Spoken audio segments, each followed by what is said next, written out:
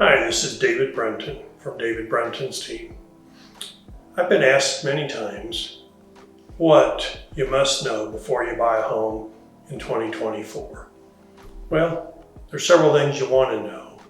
But first of all, the most important thing is have a plan. Most people don't leave on a trip and not having any idea where they're going. They plan, they book, make reservations, they do things so that as they go on the journey goes smoothly. And what we want to do is be part of that real estate journey for you. So we want to help you create a plan, then work the plan, and then complete the plan. So what does it look like to have a plan to buy a house in 2024? Well, first of all, you want to know what it is you want to buy. You want to decide what your wants versus your needs are, what kind of house you want, where you want it to be. We sit down with our clients and help them by starting out usually with a map and saying, let's define some boundaries, which is far north you want to go, far south, east, or west. How many bedrooms, how many baths, what kind of features do you want to have in the home? What would be nice to have?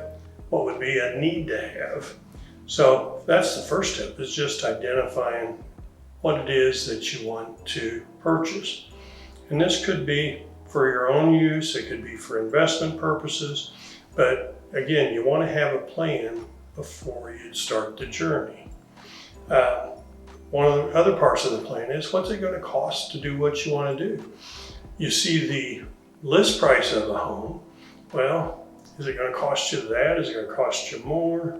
What about cost to obtain financing? What about cost to move into the house, moving costs, other things? So it's important to have an idea of what you're going to spend when you go down this road of buying a house, because it's more than what's just involved in the purchase price of the home. One of the things we do in that journey is we want to get you to sit down and talk to a lender, because unless you're paying cash, you're going to need the benefit of somebody loaning you some money. And when you talk to a lender, one of the things they're going to do is ask you, how are you going to finance this? Do you have large down payment, a small down payment? Some people think you need 20% down to buy a home. In reality, you can buy a home for, in some cases, no money down, but most of the time 3 to 5% down, which makes buying a home a lot more affordable than the general public thinks it is. The other thing is what kind of loan program do you want to use? Do you want to pay the mortgage back in 15 years, 20 years, 30 years? There's so many factors that go into that, and there's cost associated with obtaining a mortgage, and closing costs and appraisal fees, and the conversation between your trusted realtor and your lender can help put items on your plan and fill in the blanks so that you start moving forward with a specific plan in place. One of the other things that's very important is people say, are interest rates going up or interest rates going down?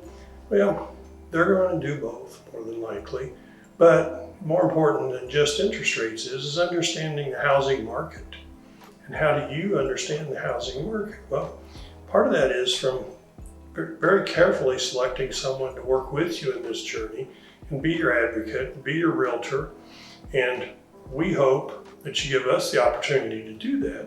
But there's many things you want to think about as you choose this partner to travel this journey with you. Is how much experience do you have? Are you suited for my schedule? Are you available when I'm available?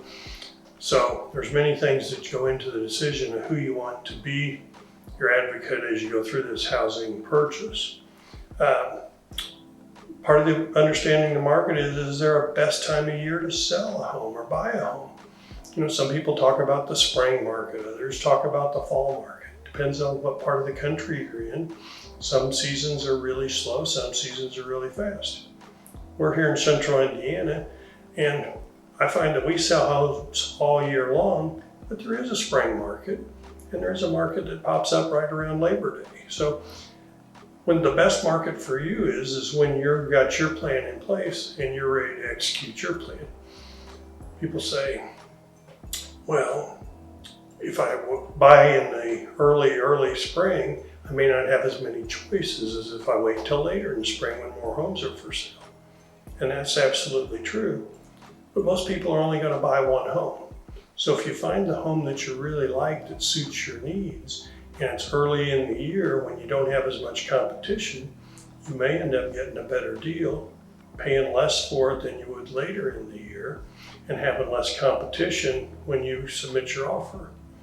So that's one of the things to think about, is when is the best time of year to buy a home. It's when you are ready and you've got your ducks in a row. People talk about interest rates, and well, interest rates go up or down. Interest rates peaked here in our market during the third quarter of 2023 at almost 8.5%, which compared to what rates were a few years ago is pretty high. But overall, if you look at the interest rates for the last 50 years, it's considerably lower than they were at some point. In the early 80s, mortgage interest rates got as high as 17.5%. So we got spoiled with rates in the 2.5%, 3.5%, 4% range, but interest rates got to 8.5% in 2023. But as we're starting into 2024, what we're seeing is interest rates are in that low to mid 6% range. So you say, I want to wait until interest rates go down before I buy a home. Well, there's a couple things to think about when you do that. One of those is, if you wait until interest rates go down and all of a sudden the demand picks up, like it was last year early and the year before, when there were multiple offers on every home, and you ended up paying more than list price for the home, you could get into that scenario again. Right now we're seeing some of that, but not near as much as we saw earlier. So if you buy a house today when interest rates are in the low to mid sixes, and you don't have to compete in multiple offers, and you're able to buy the home at list price, maybe a small discount off the list price, and then interest rates do go down, many lenders offer an opportunity to refinance for free. Now, when I say for free, that means their fees. You're still going to have title company charges and things, so you're going to spend several $100s. But if you buy a house at 6.25, and later in the year the rates drop to 4.5, and you want to refinance, you can do that for a few $100s and take advantage of, one, buying a home with less competition and getting a better purchase price, and then two, obtaining the same interest rate as if you'd have waited when you refinance. Just something to consider. The other thing to think about as you're buying a home when the market's not quite as hot as it was is sellers are more negotiable. So maybe you need a little bit, or you prefer to get a little bit of closing cost assistance from the seller. Maybe you're looking at a home that might need a little bit of repair. You're looking at things that you'd like for the seller to participate in. But when the seller puts a house on the market and 3 days later has 4 or 5 offers on it, they're not going to be willing to do that because they don't have to.